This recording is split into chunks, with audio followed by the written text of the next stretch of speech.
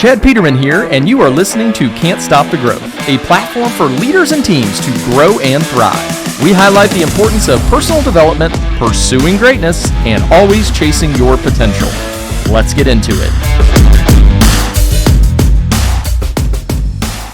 Hello and welcome to another episode of Can't Stop the Growth. I'm your host, Chad Peterman, and today I have a very special guest. I have been talking about this for probably about the last 6 months. Probably should have been talking about it a long time before that, but it's all about the power of your call center and dispatch. And to me, in the home services industry, it's an area that is often overlooked. I think mainly because a lot of us who started these companies came from the field. And so we focus on the field. We focus on getting the work done and getting customers taken care of.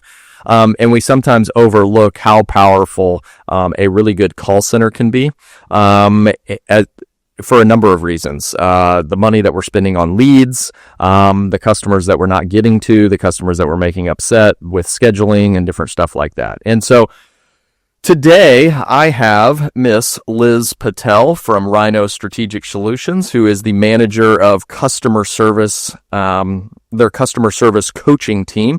And I am so excited to talk with her because I just got out of a meeting all about our call center and what we're doing and things that we're changing and trying to book more calls. So without further ado, Liz, welcome to the show. Thank you, Chad. Hi. Excited to have you on here. Obviously, you do this day in and day out, helping companies, improve their call centers, improve booking rates and conversions and all of that stuff. I guess before we get started, do you mind giving kind of the listeners a little bit of your background, maybe what you did before leading up to what it is that you guys do today over there at Ryno? Absolutely. Thank you. I've been 22 years in the customer service industry, several different areas of industry, financial, home services, and then even out there in the field. And it really drives them a passion for the CSR role. I've been the front line. I've been the manager. I've been the coach. I've been the trainer. I've been the QA team. And it really comes down to how important your front line is and how important it is to pour resources into them.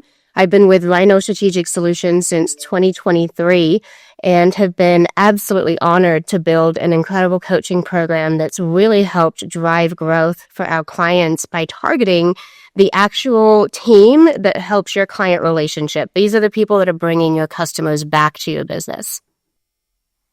Yeah, thank you for that. And I think it's a great place to start. So I know the answer to this question, but I want listeners to know the answer as well. Why does a digital marketing company why are you coaching CSRs?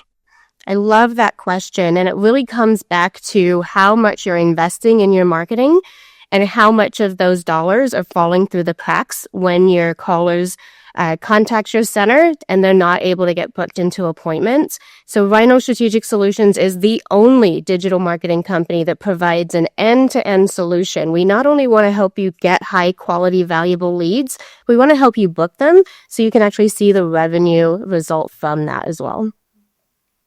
Yeah, that makes so much sense. I'm sure that was this was an idea that Anna came up with and not surely Chris. But it's extremely smart. You said you've been doing this since 23. So what do you typically see? Like, what are the issues that people are having in a call center? Because I think most people just think, I spend money on marketing, well, I should run all of these leads. Well, like there's a lot of steps in between that. What are you typically seeing are like maybe kind of downfalls or shortcomings in people's call center and how that's affecting their booking rate? Absolutely. One of the biggest downfalls I see is that call centers don't understand that it's their job to differentiate your company against your competitors. Standard customers will call 5 to 10 companies before ultimately picking one. And if you don't stand out, you're just another price over the phone. Another pitfall we find is that because a lot of companies don't give exact pricing or ballpark pricing over the phone, we hear a lot of, no, we don't do that. We can't give you a price. And we spend very little time on setting ourselves apart as a company as to why you want us to come and give you that pricing in the home. Another pitfall we find is that a lot of CSRs don't understand the value of being busy. So just because you can't come same day, we've made that a negative thing. But if your customers are willing to wait 2, 3, 4 days or even longer for your company, isn't that a good thing? Doesn't that mean that you're worth waiting for? And can we have confidence in building value around waiting for a reputable company that's going to get the job done right the first time?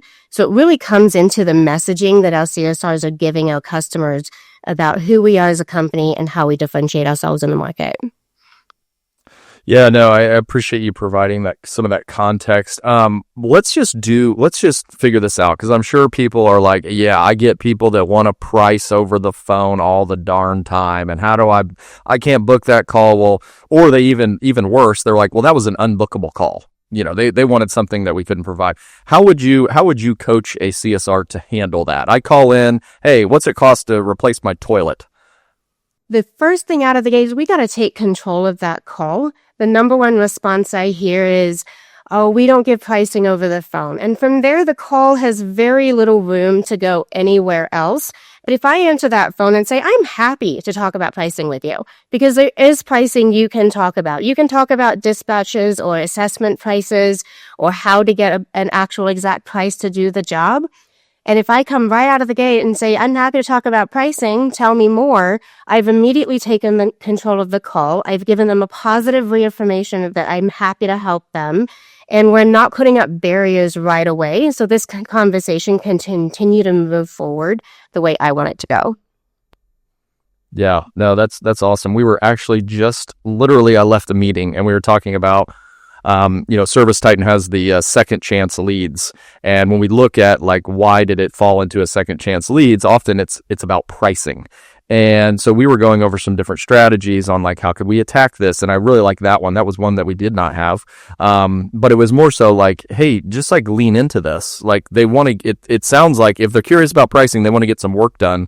So how can we get a technician out to the home? Maybe that's waiving the dispatch fee. Maybe that is, again, having a conversation where it's yeah, of course. But, I think you well know that it probably wouldn't be a good idea for me to give you a price over the phone for your toilet if I've never seen it before. Exactly. And different things like that. So I think that's really intriguing.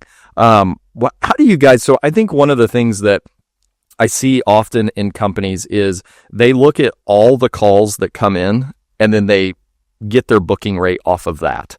How do you guys coach companies to there's a number of pieces in there. There's a raw booking rate and then, but that's not really giving the CSR much credit because, well, if you took a lot of, robo or telemarketers or, just people rescheduling or something like that, how do you guys coach? How should people look at the data that's flowing in, I guess is probably the best way to put it.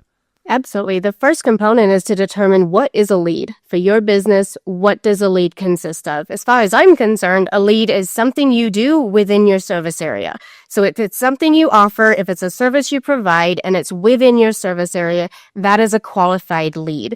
So out of those qualified leads, how many of those were booked into an appointment on that call? A lot of companies will take a call back and say, well, if we call them back and then book it, that can count into the booking rate as well. But if you want to get real raw data and get an assessment of how your team is doing in booking that call right off the bat and earning that business, then take your qualified leads that you actually can do, and how many of those did it turn into a booked appointment? Yeah, absolutely. And this, to me, I'd like to get your opinion on it. This is something our CSR manager sends me a report every morning on how we did yesterday. What was our booking rate by CSR? How many leads did they take? How many did they book? So on and so forth. So they can show them that visibility. To me, I think sometimes in CSR land, it gets lost that well, they're just there answering the phone. No, they are playing literally the most important role in the business. Show them how to win. How do you guys how do you or coach people to hey, we need to show the CSRs how they can win the day? Absolutely. Our goal for the program is to win that customer for life, because if you win them for life, you're not just booking this one appointment, you're booking them so that they want to call back every time they have an issue. They want to refer their friends and family to you. So it has to go so much further than this one call, this one attempt at booking, this one time. And sometimes when we do that, we focus so much on booking this call that we can sometimes turn them away. We can sometimes push them away, and that they book to hang up and then they call back and cancel. But when I'm focusing on the experience, when I'm putting the person before the business, I'm creating an experience that brings them back over and over. And in this situation, and I've seen this many, many times, the customer is calling around, they're getting pricing, they're comparing companies, and even using all the tools and doing the best we can, we still might not book that call. But when we provide an incredible experience and really differentiate ourselves as a company, they call a few others and then they come back and they say, nope, I'm going with you. And that's how you know you've won them for life, that you put them as a person before the business. When you put the person first, the business follows naturally. Yeah, that's such a great point. And I think trying to, your most customers that call you in home services, they are not having a good day. Something has went wrong where they're having to call you. And we always say, well, we catch people on some of their worst days, but we're here to help. But I think that's so important of like, hey, what is your objective? Yes, book the call, but like what other value can you provide, whether it's being empathetic, asking them how their day was, or, just assuring them that, hey, we have some of the best plumbers and we're going to send one out to your home so you're in good hands. All of those things I think play a critical role. One of the other things that I think is important, especially when it comes to, securing that customer for life, is your membership program. How do you coach, CSRs to present the membership program? When's the right time? Should they be presenting it? What are your thoughts on that? The membership program is your most powerful retention tool and objection tool. What I recommend is to sit down and lay out every single benefit that your membership program provides to a customer, such as priority scheduling. Do you discount your dispatch fees? Do you offer additional warranties? Do you have accrual programs? What types of benefits does your program offer? So that if the customer has an objection, you can actually use that to overcome it. If they're not happy about how long it's going to take, hey, are you at all interested in hearing how you can get priority service? If your customer is upset about your dispatch fee, hey, are you interested in learning how you can save some money on today's service? If they offer 10% off the labor and parts, are you interested in learning how we can reduce your invoice today? Every single objection you find can actually be overcome with your membership program. Outside of that, it can be even offered as an add-on. One of the number one things we work with CSRs is being able to book multiple appointments off of one lead. How amazing would that be, right? You pay all this money for your lead, and now I've got 2, 3, even 4 booked appointments from it. And your membership program is one of those things that drives loyalty, drives additional bookings, keeps your guys busy in the slow seasons, and is one of your most powerful objection tools. Yeah, I think that's so awesome. I mean, I think about it right now here in the Midwest. You're in lovely Arizona. I get it. That's cool. I love Arizona. But here in the Midwest, our weather changes on a dime. Well, this week it's going to be 70 and sunny. Well, there's not a whole lot of HVAC work, especially demand calls, to be had because, well, everybody's got their windows open. And so I think that's so powerful. If someone calls in for a plumbing call and they're a brand new customer, why not say, hey, well, spring's right around the corner, as you can tell. Have you had your HVAC system tuned up? Because we can do that for you as well. And just really kind of, I think one of the strangest things I ever saw was when we added service lines. So we started with HVAC, we added plumbing, then we added electrical. And even 4 years down the road, some customers were like, I didn't realize you did plumbing. I'm like, it's written on the side of the truck, for God's sakes. We've been doing this for years. But just people pay attention to what they want to pay attention to. So I think that's such a great point is like, hey, what is all the value? Are you letting the customer know all of the things that you could help with? Because I think as any of us would know, we all got a slow drain. We probably got an electrical issue at the house that we haven't dealt with, but it sure would be nice to be able to use that outlet every once in a while. So I think that's really critical on those types of things is being able to handle that. What are some of your so obviously we're going to get you're going to get the upset customer. Maybe you did something wrong, maybe you didn't, whatever that. How do you kind of train CSRs to kind of handle that or kind of, de-escalate maybe a an issue? What's kind of your philosophy on that? Yeah, upset customers is like a passion project for me. It's something that I really struggled with when I first started in customer service. And so this is to anybody who gets a little bit nervous with upset customers. If I can nail it, so can you. The number one thing that customers need is to know that they're safe. If I could give you one thing to take away from upset customers, it's they're afraid. They're afraid of something. They're afraid of being taken advantage of. They're afraid that they've spent all this money and it's not going to work. They're afraid of not being heard or not being taken seriously. When was the last time you called a customer service center and you felt 1,000% confident that you were going to get your issue handled and you weren't going to have to call back over and over? We come in and we've been taught that customer service centers don't care, or they're just the front line and you have to escalate. But if you can help that customer feel safe right out of the gate, then they're not going to be yelling anymore. The way I do that is I lean in and I say, thank you. Thank you for taking the time to call us and let us know and give us an opportunity to improve. 1 in 26 customers will tell you when they're upset. The other 25 will just leave and find another company. So if you don't take advantage of the opportunity that you have on the phone to repair that relationship and re-earn their business, we don't get to learn as a company. We don't get to better ourselves as a company. So if I can recognize that this is an opportunity and I can say, thank you. Thank you, customer, for giving us an opportunity to improve and to re-earn your business. Another statistic is that customers will forgive errors and mistakes over and over as long as your customer service is on point. The minute your customer service struggles, they're done. They leave. And so if you can show them that no matter what we do as a company, how we overcome it is going to say so much more about you as a company than if you never made a mistake to begin with. So right out of the gate, thank you. You're safe here. Tell me more.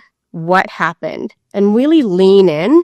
I think a lot of CSRs try to race through to try to fix it and get them off the phone because it's uncomfortable. They don't like to be yelled at. So we're rushing to fix it, thinking that that's what's going to make them happy. But we've lost some trust in this customer. And I have to rebuild that trust back a little bit before they're going to trust us moving forward.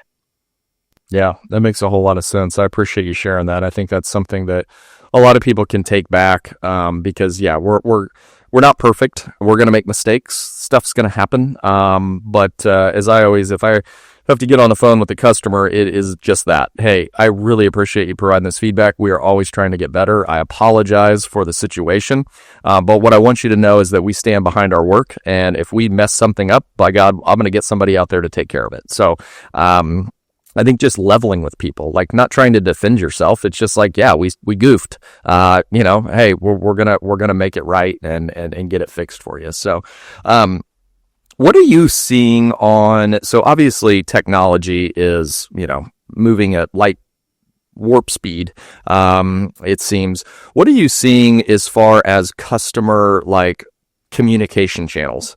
Like we see a lot of success from texting as opposed to even when it comes to outbound calling, like trying to get someone on the phone is really tough. What are you seeing as effective when it comes to filling your boards and making sure you have calls? What's working out there? Are there any strategies that maybe you didn't think about this, but it seems to be working well? Absolutely. It's really important that you have multiple lines of communication open. So if you can have email available, online booking, chat, text, and calls, if you can have all of those open and available, that means you're going to target every type of communicator. And as you learn about the color code, you learn that there are some people that will do anything to avoid picking up the phone to call you and would much rather text. And now you're addressing their needs as well. So as long as you have all of those lines of communication open, then you're ahead of the game. As far as getting a hold of your customers, I'm always going to recommend over the phone communication because that's where you can get the most clean communication without worrying about how something is worded and the tone being misread. But yes, we live in a time where everybody screens their calls, so I'm going to send an immediate text follow-up. When you ring their phone, that usually gets their attention, and they typically see a number they don't recognize and screen it and say, never mind. But their attention's now on their phone, so I can send a quick follow-up text. Hi, I left you a message. This is Liz with Ryno, and you can leave your message and be really concise. And they will more often than not respond back through text. And now you've got them engaged. So whether you're texting or chatting, always follow up after leaving a voicemail with a written communication. That's so much easier for them to communicate in the middle of their day. Awesome. That's great. I guess maybe a follow-up question as it relates to technology. Obviously AI is a thing. We're answering the vast majority of our after-hours calls using an AI agent, which, we're still early on. It's still piloting different stuff like that. What are you seeing in that realm? Maybe that, and just kind of your overall thoughts. Is it a good thing? Is it a bad thing? Is it just a supplemental thing? Like what are you seeing out there? I have a lot of opinions on AI, so stop me when you want, Chad. Yeah, let it rip. There is absolutely a time and a place for AI, and AI is an incredibly powerful tool to help empower your CSR team to be able to help more customers and provide better service. We are at the phase where we now have an AI CSR, and the feedback is a little bit mixed. I think the number one thing we have to be careful about is that an AI is never going to make your customer feel valued or heard or cared about. And if they ever have a good interaction with an AI thinking it was a human being and then find out it wasn't, it becomes really disingenuous. And then they feel a little bit taken advantage of. So be honest, be upfront that you have an AI CSR. Some of the things that I've really seen incredible about AI CSR is the ability to filter spam calls. There is an attack on home service companies right now with spam calls, and that can be an incredible tool to weed those out and make sure only viable customers are getting through to your CSRs. But it can answer some of those more basic questions and resolve some of the more basic concerns over the phone, as long as we're honest about it being an AI. Because now we've got CSRs trying to prove their humanity over the phone after the fact, which is a little struggle. There's no CAPTCHA button on the phone that we can prove we're a human being. There's a little bit of a struggle there. But overall, as long as we are using it in the right way and we're not trying to replace the human being component, we're still in a world where we will push pound and zero as many times as we need to get a human on the phone. We're not ready to have everything be AI. But those AI tools are incredibly powerful and helpful and have a place on the team as long as we're using them appropriately. Yeah, I couldn't agree more. I think where we've seen some success is, like I said, you pointed out, you get the telemarketer, you get the spam call, you get, and then there's also a portion of your customer base who's maybe just calling to, hey, I know I'm on the schedule today, just checking on the tech, whatever. And we look at it as, how can AI pull off all of the calls that a CSR doesn't, like, yep, you're still on the schedule, looking good. We'll let you know here in a little bit. Or, hey, I need to reschedule this. Something popped up. Well, okay, perfect. You can use an AI agent to send them a link. All right, just schedule whatever day that you want. Whereas, yes, to your point, it's like those ones where we're trying to build a relationship, where we're trying to really try to gain that customer for life, that's going to take probably a human. Yes. But, we looked at, this is an interesting piece. So like we look at, on average, our call volume in a month, over probably right around half of the calls are either spam and or customers they already have an appointment booked. They're just calling to check on something, or, hey, I got a call. Oh yeah, the technician's on the way. Just little conversations that may take a minute, just checking up on stuff. But like half our calls are that. And it's like, how do we remove this half of the calls so that our CSRs can be spending their time answering the phone and building those relationships? Exactly. That's a pretty standard statistic. We find about half of the calls are actual leads that need a real human to help which them. Is crazy to think about, right? And it's like, using AI, if I had to staff to take every single one of those calls, well, one, I'm gonna have a lot of people just sitting around, but being able to do that, and then potentially, I think, catch some overflow of, hey, you're never gonna be staffed for when it hits, at least here in the Midwest, when it hits 95. I could have 1,000 CSRs and I'm going to struggle to grab all, to make sure that I pick up on, in a timely fashion and get all of that stuff. So we're experimenting with some of that. But yeah, I think you're spot on with, I don't know that it's ever going to fully replace, but can we supplement and put our CSRs in a better spot to where they're answering the right calls and building those relationships, which I think is good. One other thing, I guess AI from a different side of things. Are you guys currently utilizing any AI to kind of coach the CSR? Like, hey, this is what we heard, using AI to analyze the call and like, hey, you could have done this, or hey, say this at a certain point. What's that look like for you guys? We are so excited about a new AI platform that's just about to hit the market. It's currently running in a pre-launch phase, and it's just about to hit the market, where we can analyze every single call that comes through your business. There is a marketing benefit to that, of course, for lead attribution and making sure that you're getting high quality leads. And then absolutely there is a CSR coaching component to that. So right now, currently, our coaches are incredible. And I've always been very passionate about having the coach listen to the calls, provide feedback, really look into the nuances of each and every call for your CSRs. And now we can 10x that by being able to assess every single call and get overall trends for that CSR. So not only is my coach able to listen and look into specifically what that CSR needs and what their unique personality needs, but now as on a general whole, I can look at all the data and say this CSR particularly struggles with pricing. Let's really hone in on pricing calls for them. Or this CSR particularly struggles with this type of personality customer. Let's really help them nail in on that. And so when we have an AI tool that assesses every call, provides caller sentiment, provides the agent sentiment and how they performed on the call, how the customer perceives the experience, it's going to call out concerning words that were said on the call. It's going to call out concerning customer explanation. So if the customer says something pretty negative, then we can alert the managers on what they're hearing in the call. So you can be instantly alerted to issues that you need to look into. You can be instantly alerted to high quality leads that aren't being booked.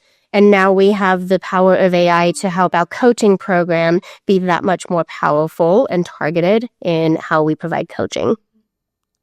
Yeah, I think for me, AI in this realm is like one of the most impactful things, because I think it's all that instant feedback, right? Like, oh shoot, that call didn't book. Well, like, I don't know why, like what went wrong, and being able to provide that instant feedback as opposed to, listening to every single call and doing all of this. It's just, it's somewhat inefficient. It's important, but it's inefficient depending on the number of calls you're taking. Jiminy Christmas, how are you going to listen to all these things? You're going to miss things. It's kind of like a spot check, but where are we missing out on opportunities and different things like that? So I think that's really, really important and powerful. When you think about, we kind of take this back to the beginning. When you think about recruiting for a CSR, what are some of the things that you're looking for? Like, how do I find the right person who's going to, be hungry enough to, book this call, but also empathetic and kind of a mix of all those things? What are you typically looking for?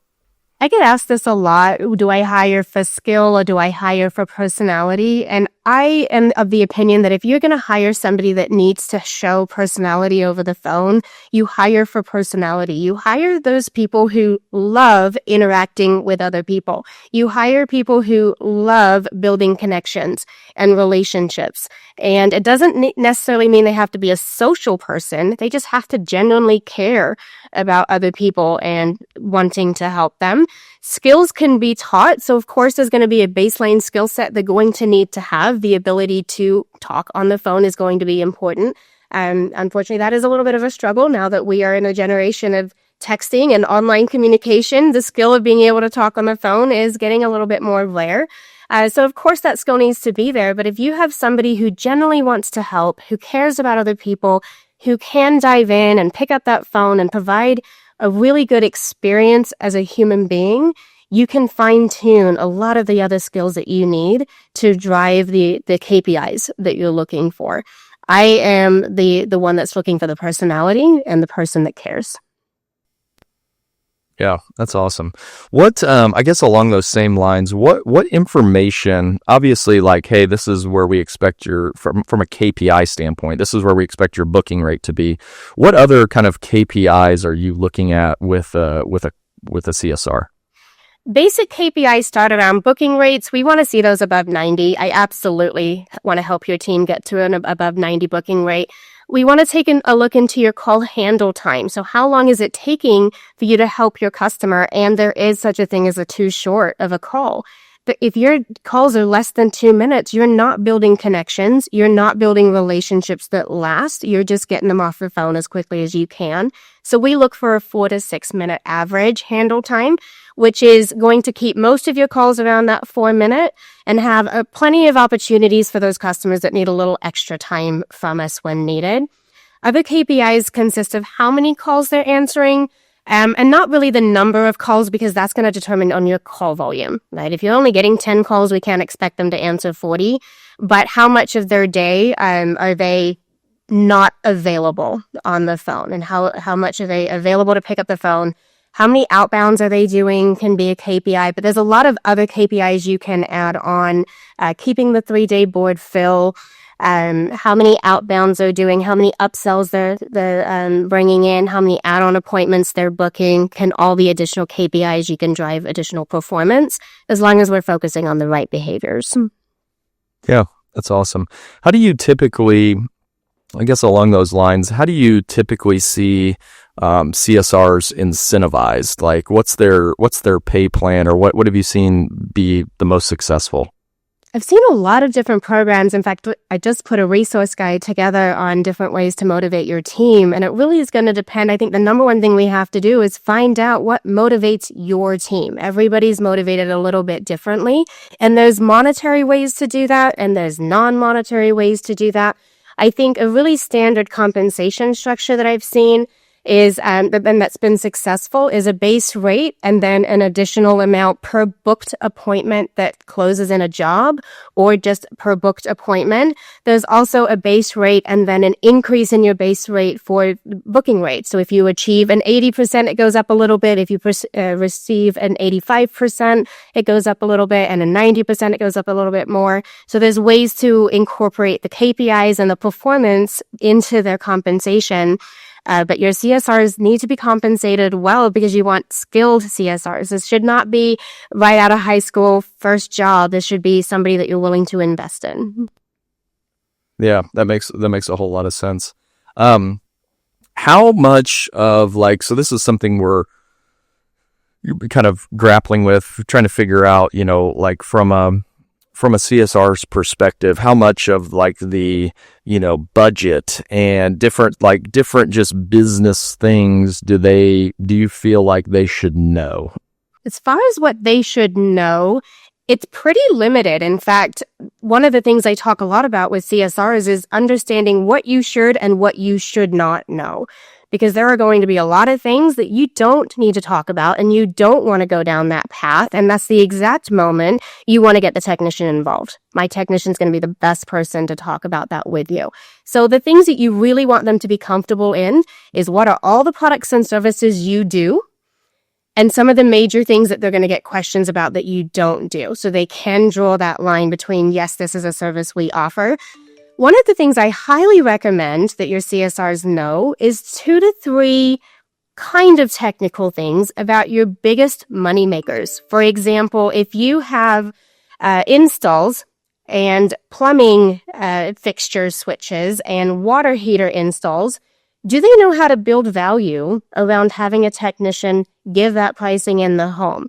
Because if I can tell a customer, hey, when it comes to installing a tankless water heater, they have to check your gas line, they have to check your expansion tank, they have to check your ventilation. If they know 2 or 3 little things, you can immediately build value around a technician giving that price in the home. So don't get too technical, but if they're comfortable with just a couple little things that they can really target that are specific to build value around, that'll be really, really helpful in building value, in not giving a price over the phone. So as long as they know the products and services you do, how to run the schedule, how to communicate with their technicians and run that board, and then a couple things about your biggest money makers.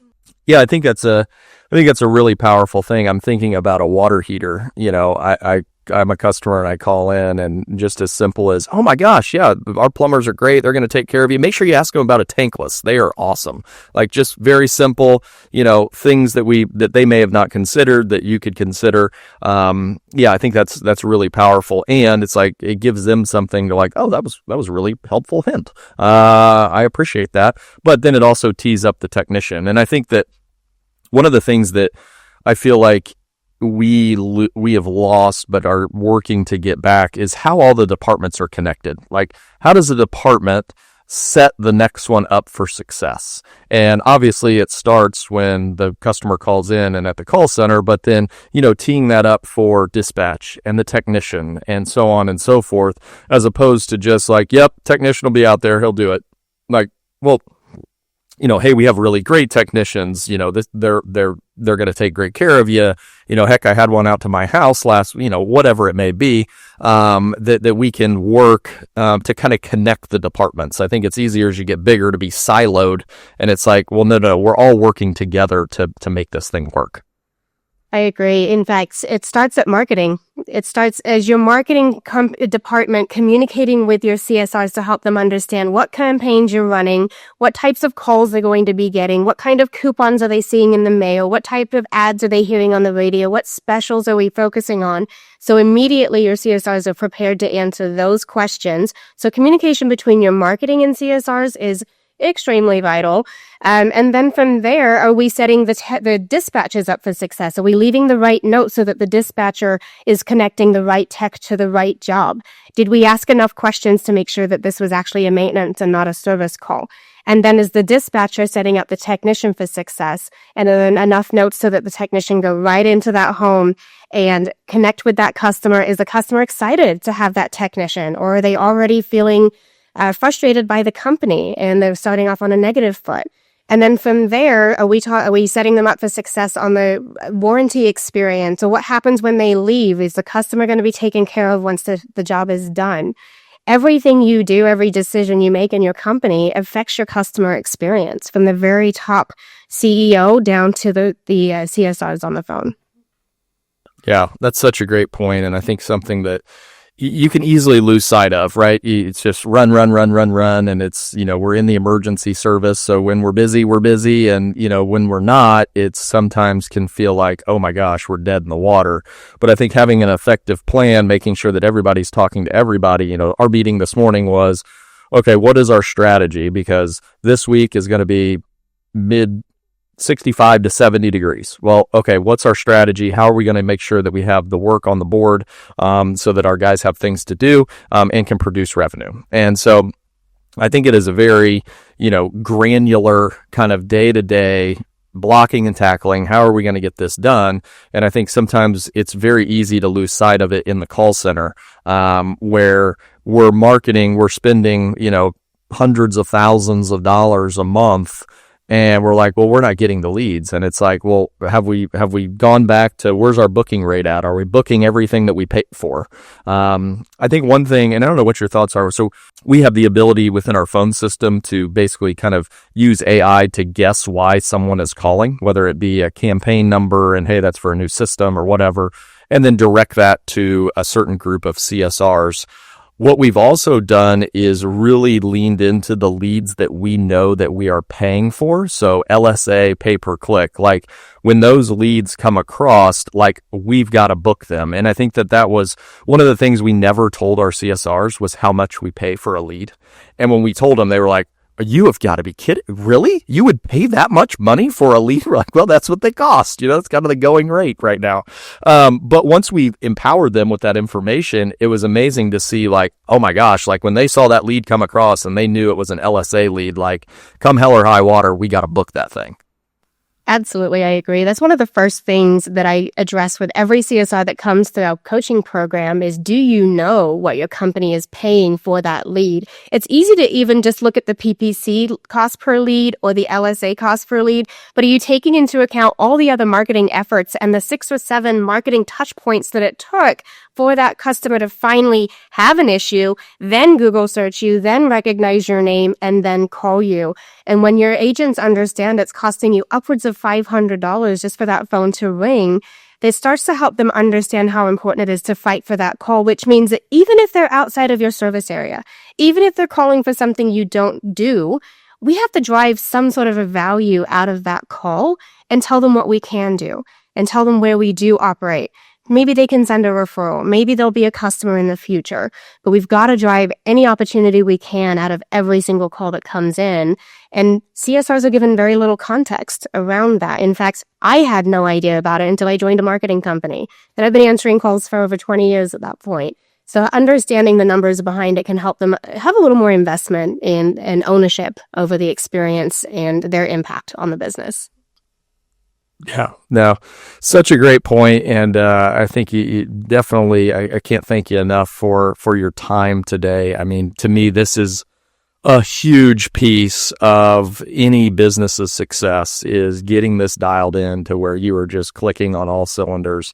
And I think, too, for those of you that own a business and are looking for growth, it may not be spending more money, which is a great thing, right? Hey, you don't need to spend any more money. We just really need to focus in the call center and figure out how we can book more leads. Because my guess is people that aren't tracking it, my guess, you may have a better idea of this. My guess is your booking percentage, if you're not tracking it every day, is 50, 60%. I may be shooting high. Yeah, I would say 40 to 60. Okay, so 40 to 60%. So if you want to grow this year, you could book, if you drive your booking percentage up over 90%, look at all the growth. Take your average ticket times how many leads that would be, and all of a sudden, you've got the growth that you need, which is then going to funnel down. If you didn't spend any more money on marketing, all of a sudden, your bottom line is getting a hell of a lot healthier. The more I pull these numbers, I think, getting that 90% booking rate can feel so out of reach when you're looking at 40, 50, 60%. If you even increased your booking rate by 5%, on average, we see $100,000 to $200,000 to your bottom line, just in a 5% increase. 10%, of course, it's just exponentially growing. And when you focus on driving those customer experiences and just providing a framework that your CSRs can operate within to create consistent experiences every time, really small changes can have a huge impact on that booking rate, and you can see massive impact on your bottom line and not spend another dollar in marketing. Yeah. Awesome stuff, Liz. Well, it was a joy to talk to you because, one, selfishly, you reaffirmed some things that I've been talking about, so I appreciate that. And then I also have a page of notes here of things where I think we can get better. So I'm sure listeners are definitely going to have some takeaways from this. I guess as we close, the program that you run, like if people are interested, if they want to reach out to you, what's the best way to kind of learn a little bit more about what you guys are doing from a call center perspective? Absolutely. Well, you can go on to rynoss.com, and there is a whole landing page for the CSR coaching program. You can fill out the quiz. It's a 5-question quiz to give us some ideas of how you're feeling about your team and what you'd like to focus on with them. Or please feel free to email me directly at liz.patel@rynoss.com. Be happy to sit down and have a conversation about your goals, what you'd like to see from your team, where we can target their training, and we can pair you with a coach that is fantastic for you and your team. Awesome stuff, Liz. Well, I appreciate that. Listeners, go check that out if you're interested in improving your call center operation. All in all, just measure it and focus in on the call center. That is where a ton of money is going to be won or lost as you continue to grow your business. Thanks for tuning in. If you'd like to connect with me personally, you can find me at chadmpeterman.com. To see what our team's up to, you can visit petermanbros.com. Don't forget to check out the YouTube channel and consider joining the CSTG Arena. As always, keep growing out there.